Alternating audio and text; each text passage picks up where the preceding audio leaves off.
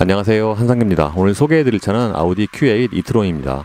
Q8 e-tron은 아우디의 전기 SUV죠. 2019년에 데뷔를 했고요. 작년에 부분 변경 모델이 나왔는데 가장 큰 변화 중에 하나는 차명이 바뀐 거죠. 그러니까 기존에는 그냥 e-tron이었는데 부분 변경이 되면서 Q8 e-tron으로 차명이 바뀌었습니다. 생산은 벨기에와 중국 두 곳에서 하고요. 국내에는 벨기에산이 수입이 됩니다. 국내에는 크게 일반 Q8 e-tron과 스포츠백 두 가지고요. 각각 기본형과 프리미엄 트림 두 가지로 판매가 됩니다. 그러니까 기존에 비하면 선택의 폭이 조금 더 넓어진 거죠. 그리고 스포츠백의 경우에는 SQ8 모델도 출시가 되고요. 지금 보시는 시승차는 Q8 55 e-tron 프리미엄이고요. 가격은 1억 3,160만 원입니다. 외장 디자인은 기존에 비해서 많이 바뀌지 않았습니다. 가장 큰 특징이 전면에 싱글 프레임 그릴이고요. 이 그릴 디자인의 디테일이 꽤 많이 바뀌었죠. 기존에 비하면 조금 더 화려해진 그런 모습이라고 하겠습니다. 근데 이 전면 그릴이 Q4와 좀 비슷한 디자인이라서 그런지 실제 사이즈보다 정면에서 봤을 때 조금 더 작아 보이는 면도 있습니다. 참고로 헤드램프는 HD 매트릭스가 적용이 됐고요. 기존에 비해서 그 외부 조명이 조금 더 많이 들어간 것 같아요. 차체 사이즈는 기존과 거의 동일하고요. 따라서 측면에서 보는 실루엣은 통상적인 SUV보다 크로스오버에 좀 더 가깝습니다. 기존처럼 좀 묵직하면서도 무게중심이 좀 낮은 모습이죠. 경쟁 모델이라고 할 수 있는 EQ SUV와 비교하면 전장은 조금 더 길고요. 전고는 조금 더 낮습니다. 반면에 휠베이스는 약 100mm가 짧고요. 충전구는 프론트 팬더에 있는데 확실히 국내 실정에서 충전구가 뒤쪽에 있는 게 좀 더 편하긴 하죠. 충전구는 양쪽에 모두 적용이 되어 있고요. 급속 충전 시 최대 속도는 170kW입니다. 참고로 e-tron은 이번에 부분 변경이 되면서 구조적으로 가장 크게 달라진 게 배터리 용량인데 55의 경우에는 배터리 용량이 114kWh로 커졌어요. 1회 충전 주행거리도 368km로 늘어났죠. Q8 e-tron 라인업에서 이 55 e-tron 쿼트로가 가장 주행거리가 깁니다. 후면의 디자인도 기존과 비슷한 모습이고요. 특히 뒤쪽이 좀 더 수평적인 라인 또는 전폭을 강조한 디자인이 아닌가 싶습니다. 타이어는 브리지스톤의 알렌자 001, 사이즈는 2호의 50R 20입니다. e-tron은 4년 만에 부분 변경이 되면서 외장 디자인은 조금 달라졌는데 실내는 기존과 거의 같고요. 따라서 요즘에 나오는 차들에 비하면 역시 실내가 좀 올드한 느낌이 있죠. 반면에 아우디를 시승할 때마다 말씀을 드리는데 디자인이 조금 올드해 보일 수는 있어도 내장재는 동급에서는 또 가장 좋은 편이에요. 예를 들어서 눈에 주로 보이는 부분, 대시보드라든가 또는 잘 안 보이는 부분까지 좀 푹신한 소재로 많이 적용을 했어요. 예를 들어서 대시보드 같은데 이런 우레탄 안 좋으면 좀 푹신푹신합니다. 그리고 실내는 가죽의 비율이 좀 높은 게 장점이죠. 모니터를 포함한 센터 패시아의 디자인 구성도 기존과 같습니다. 상단에 10.1인치 모니터가 적용이 됐고요. 그러니까 주 모니터가 요즘 트렌드에 비하면 사이즈가 조금 작죠. 특히 이 차의 가격과 급을 생각을 하면 주로 보는 모니터의 사이즈가 조금 작은 편입니다. 그리고 안쪽에 있는 인터페이스도 동일하고요. 지금이 홈 화면이고요. 그러니까 요 첫 화면에서는 이렇게 3분할로 나오고 이 내비게이션 같은 경우에는 다른 아우디처럼 구간 단속에서 평균 속도라든가 카메라가 안 나오니까 그건 좀 불편할 수가 있죠. 참고로 이 차도 무선으로 안드로이드 오토를 연결을 할 수가 있고요. 이게 안드로이드 오토가 핸드폰이나 또는 이 인포테인먼트 시스템에 따라서 이게 버벅거림이 좀 정도가 있는데 이 차는 생각보다 그게 많이 버벅거리지 않아요. 이게 응답하지 않는다. 이거는 거의 모든 차에 다 나오는 거고요. 그리고 음악 같은 경우에는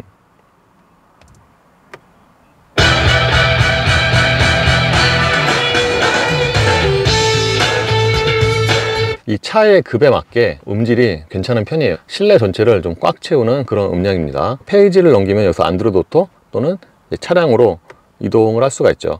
여기서는 운전자 지원 시스템이 있고요. 그러니까 여기가 ADS죠. 충전은 이제 전기차니까 충전과 관련된 이런 메뉴가 있는데, 그러니까 이 차 같은 경우에는 여전히 배터리 잔량 숫자로 나오는 그게 여기서만 확인이 되고 계기판에서 안 나와요. 이와 함께 드라이브 셀렉트로 들어가면 여기는 인디비주얼인데 여기서 드라이브 모드를 선택을 할 수도 있고요. 개별 설정으로 들어가면은 주행과 서스펜션, 스티어링을 자기가 원하는 대로 조합을 할 수가 있습니다. 이 차는 에어 서스펜션 사양해서 차고를 올릴 수가 있고요. 그리고 여기는 이제 주행거리 모드고요. 에코 모드라고도 할 수가 있겠네요. 그리고 조명 및 시야로 들어가면은 여기 있는 무드 조명인데 지금 바뀌어서 무드 조명을 확인할 수는 없지만 기존과 같지 않을까 생각이 됩니다. 이와 함께 디스플레이 및 밝기, 이것도 기존의 아우디 또는 e-tron과 동일하고요. 버추얼 콕핏 같은 경우도 벤츠와 아우디가 드라이브 모드에 따라서 변경이 안 되는 경우가 많은데 계기판 디자인이 이 차도 여기서 이렇게 따로 바꿔줘야 돼요. 클래식과 스포츠, e-tron 이렇게 세 가지가 있습니다. 지금은 후방 카메라 화면이고요. 이것도 아우디 시승할 때마다 말씀을 드리는데 기능은 되게 많은데 또는 앵글도 많고 근데 화질이 좀 떨어집니다. 보다시피 약간 좀 뿌옇죠. 선명하지가 않아요. 그리고 3D를 누르면은 이거는 말 그대로 이렇게 3D로 360도로 회전해서 차 전체를 둘러볼 수가 있고요. 그리고 여기 앵글 눌러서 돌릴 수가 있고, 그리고 밑에 보시면은 이렇게 아이콘들이 많이 나오잖아요. 그러니까 굉장히 여러 가지 앵글이 지원이 됩니다. 모니터 아래쪽에는 추가적인 디스플레이가 있는데 상단 모니터 같은 경우에는 이게 좀 튀어나와 있고요. 반면에 이 아래쪽의 디스플레이는 이게 조금 들어가 있어서 또는 위치도 낮죠. 그래서 여기를 보는 그 시선이 조금 밑으로 떨어집니다. 여기는 주로 공조 장치고요. 이것도 다른 아우디와 디자인이 동일하고 이 차도 통풍 기능이 적용이 되어 있습니다. 참고로 이렇게 내비게이션에서 검색을 누르면은, 그러니까 여기서 이렇게 필기로 쓸 수가 있어요. 예를 들어서 이렇게 한 쓰면은 상 이렇게 기 언니가 멘트도 해줍니다. 그러고서 검색 결과가 표시가 되죠. 그리고 그 하단에 보시면은 드라이브 셀렉터, 그러니까 드라이브 모드죠. 버튼이 있고요. 한번 누르면은 드라이브 모드가 나타나고요. 그리고 아래쪽에는 시동 버튼과 이 버튼 누르면은 이제 바로 ADS 화면으로 이동을 하고요.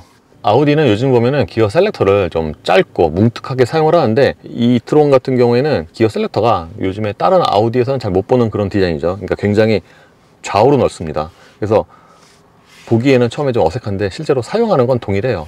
그러니까 위아래로 이렇게 한 번씩만 움직이면은 R과 D가 되고요. P 버튼은 왼쪽에 있죠. 센터 플로어에는 무선 충전 패드와 컵홀더 두 개가 있습니다. 무선 충전 패드는 핸드폰을 이렇게 옆으로 꽂는 방식이고요. 컵홀더의 경우에는 이렇게 평소에는 접었다가 사용할 때는 이렇게 펼치는 방식이죠. 센터 콘솔 박스는 보통은 여기에 이렇게 레버가 있잖아요. 잠겼다가. 근데 이 차는 그냥 이렇게 열면 되고요.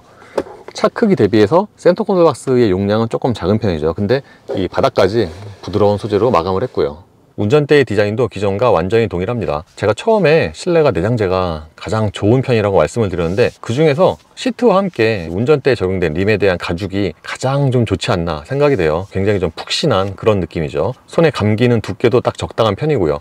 운전대 조절은 당연히 전동입니다. 전기차라서 파워 게이지로 바뀌었을 뿐이지 기본적인 디자인은 내연기관과 동일하고요. 아까 말씀을 드린 것처럼 계기판 디자인은 모니터에서 바꿀 수가 있습니다. 지금이 클래식이고요. 그리고 이거는 스포츠, 지금이 이트론이죠. 그래서 확실히 이트론이 가장 디자인이 스포티하긴 하죠. 그리고 설정 누르면은, 그러니까 여기에 표시되는 주행 추가 디스플레이를 선택을 할 수가 있습니다. 이트론 처음 나왔을 때 특징 중에 하나가 이 디지털 사이드 미러인데, 거울 대신에 이렇게 디스플레이로 사이드 미러를 대체를 했습니다. 그래서 이게 조절이, 그러니까 여기를 터치를 한 다음에 왼쪽 같은 경우에는 이렇게 조절을 이런 식으로 합니다. 그러니까 손으로 그냥 이렇게 만져서 조절을 하면 되고요. 시트는 이 차의 성격에 맞게 좀 안락하고 전체적인 크기도 넉넉하죠. 근데 기존에 비하면은 시트의 쿠션이 약간 좀 탄탄해진 것 같아요. 실제로 하체도 예전에 55에 비하면 조금 더 탄탄해졌고, 그럼에도 불구하고 기본적으로 시트는 컴포트 지향입니다. 그리고 이 차가 밖에서 보는 것처럼 시트의 포지션도 좀 낮게 내려가는 편이고요. 도어 트림의 디자인은 최근에 다른 아우디와 대략 비슷한데, 디지털 사이드 미러가 적용이 되면서 좀 더 첨단의 느낌이 나긴 하죠. 당연히 유리는 4개 모두 다 원터치고요. 도어 포켓이 상당히 깊은 편입니다. 요즘에 아우디의 특징 중에 하나가 스티어링 칼럼 왼쪽에 이렇게 수납 공간이 있는 건데, 이 차 역시도 굉장히 깊은 수납 공간이 있습니다. 이게 지금 팔뚝이 이만큼 들어가고요. 그러니까 예를 들어서 이런 피지 이불이 이게 하나 들어가고 이게 거의 2개가 들어가는 정도예요. 그 정도로 여기가 깊어요. 그리고 이 안쪽까지도 부드러운 소재로 마감을 했고요.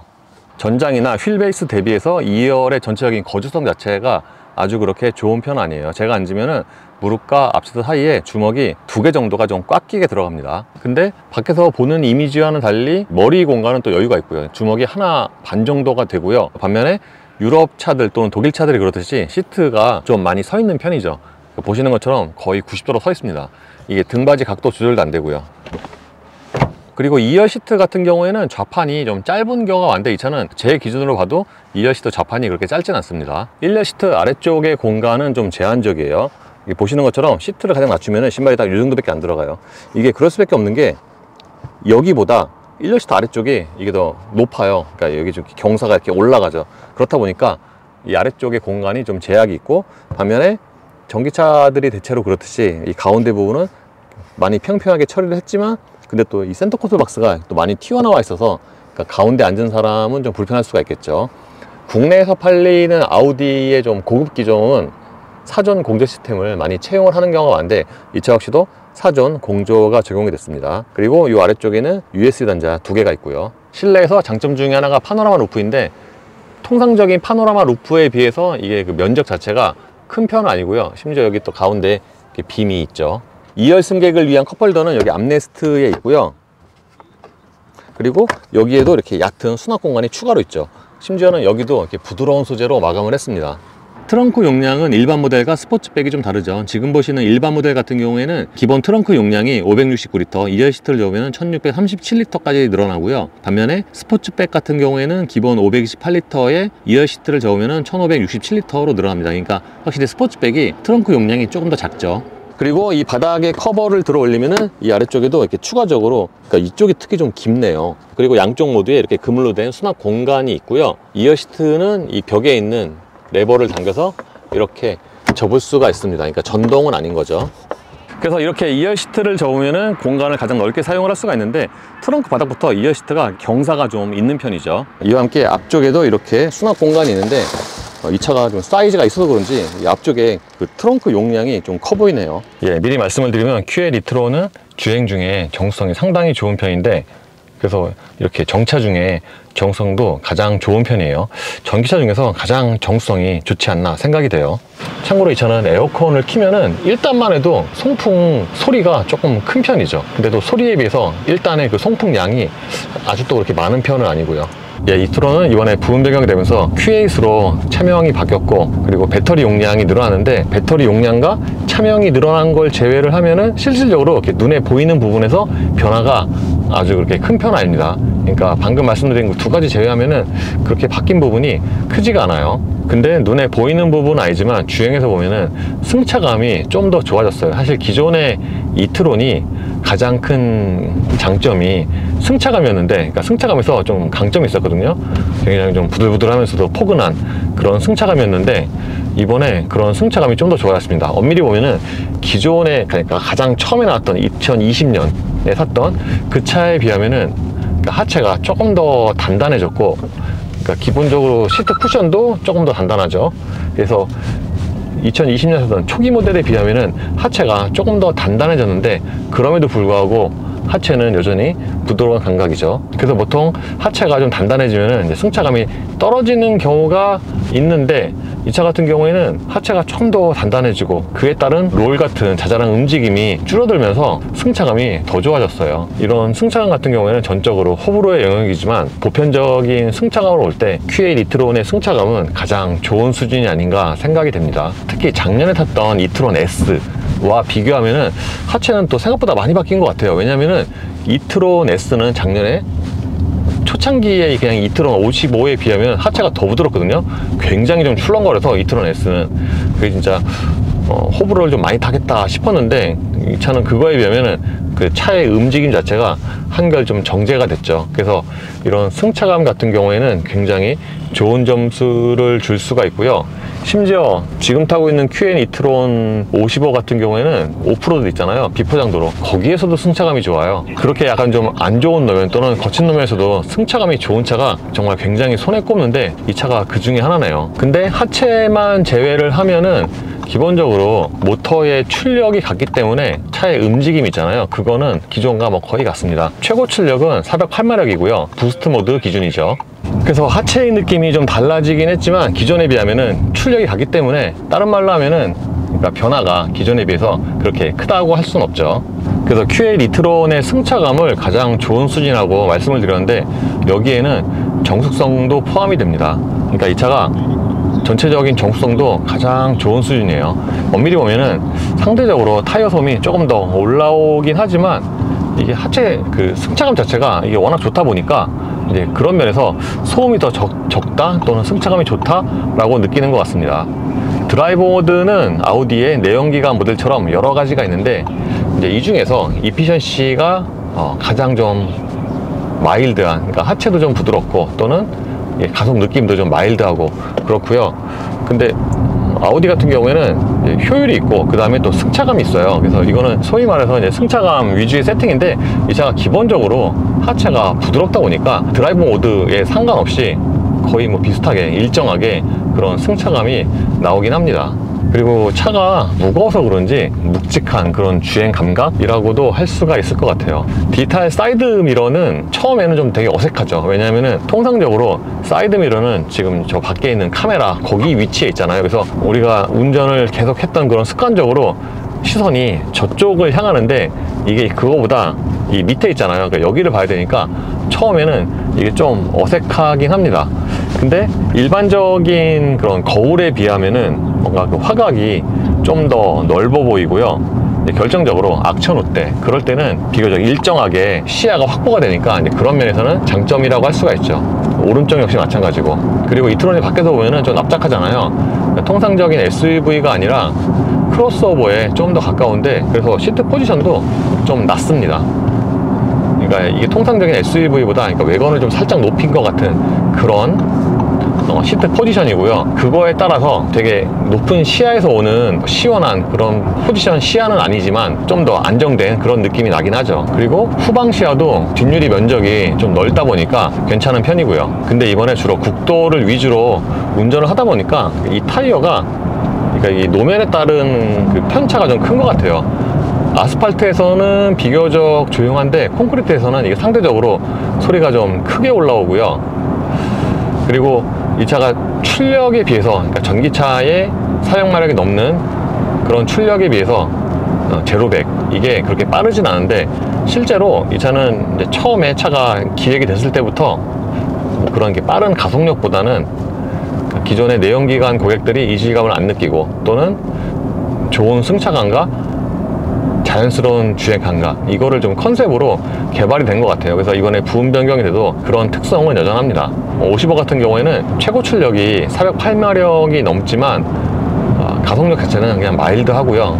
정확히는 이제 느낌 자체가 마일드한 거죠.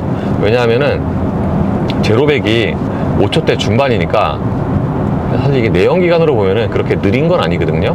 근데 기존의 전기차로 보면은 보통 전기차들이 제로백이 순발력이 이거보다 좀 빠르잖아요. 그래서 만약에 킥다운을 한다고 했을 때 보통 이 정도 출력의 전기차라면은 모드에 상관없이 킥다운을 하면은 순간적으로 이렇게 탁 하고 치고 나가는 그런 게 있는데, 그런 느낌이 좀 약합니다. 이거는 4년 전에 시승했을 때 그때도 거의 마찬가지였고요. 반면에 드라이브 모드를 다이내믹으로 바꾸면은 이거 이제 내연기관이랑 뭐 거의 같아요, 로직이. 그래서 비슷한 속도에서 똑같이 킥다운을 하면은 방금 말씀드렸던 이제 승차감 모드 등등에 비해서 초반에 반응이 한결 빠른데, 그럼에도 이 차는 408마력의 다이내믹 모드라고 해도 뭔가 그 반응 자체가 이렇게 탁 하고 마치 그 전기차 같은 경우는 해머로 치는 것 같은 그런 킥다운 반응이라고 하는데, 그 정도의 느낌은 아니죠. 그리고 승차감이 좋다고 말씀을 드렸는데, 이 차는 다이내믹 모드에서도 하체가 그렇게 단단하지가 않아요. 다른 모드에 비해서 하체가 조금 더 단단해지긴 하는데, 이 자체로만 봐도 충분히 포근한 그런 승차감이라고 할 수가 있고요. 고속으로 주행할 때 조용한 차들이 앞에 바람 소리가 이제 가장 크게 잘 들리는데, 이 차도 역시 마찬가지입니다. 100이 좀 넘어가면은 앞창에서 부딪히는 그런 바람 소리가 좀 더 가장 잘 들리죠.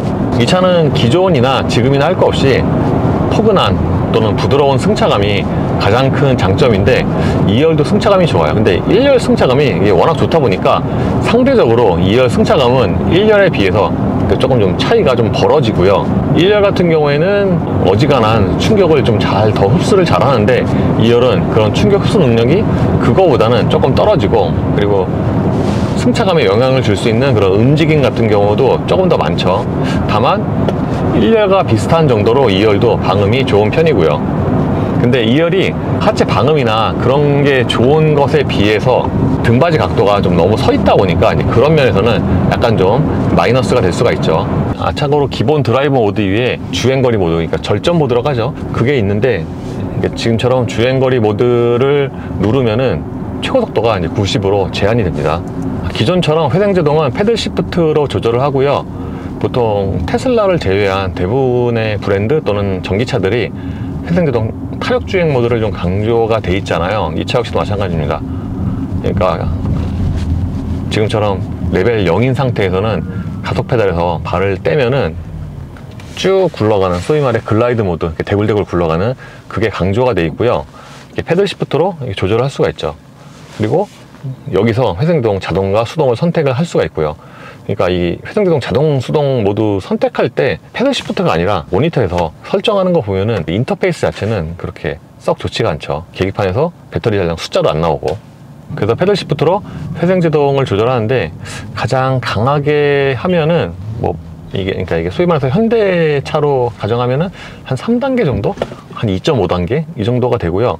그러니까 이 차도 여전히 그 원페달은 안 되는 것 같아요. 그래서 회생제동을 자동으로 설정을 하면은 말 그대로 앞차와의 거리 또는 가까워지는 시간에 따라서 회생제동 레벨을 자동으로 조절합니다.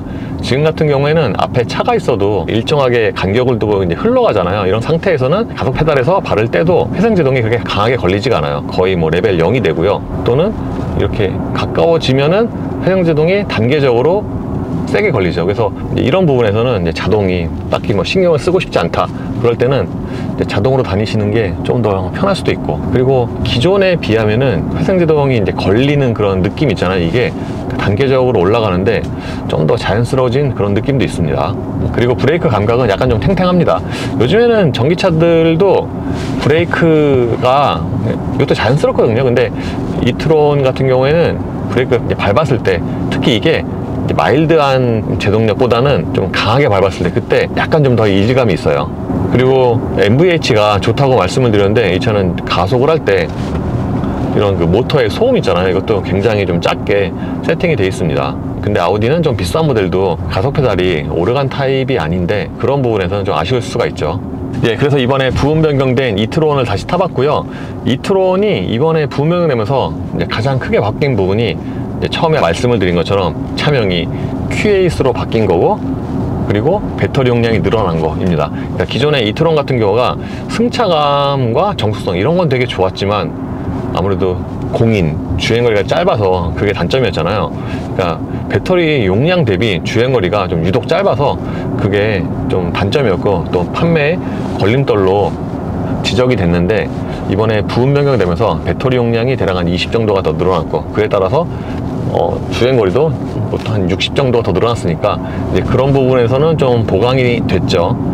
그럼에도 불구하고 배터리 용량 대비 주행거리는 아직도 많이 부족하긴 하죠. 왜냐하면은 이 정도 사이즈의 SUV에 배터리가 114가 들어갔는데 1회 충전 주행거리가 360 정도를 조금 넘으니까 배터리 용량 대비 주행거리 면에서는 좀 낮은 편이고요. 물론 대부분의 전기차들처럼 이 차 역시도 실제로 주행하면은 공인보다는 이제 훨씬 길게 가긴 하죠. 무엇보다도 이번에 부분 변경이 돼서 이제 배터리가 커지긴 했는데, 그러니까 그 외의 부분 있잖아요.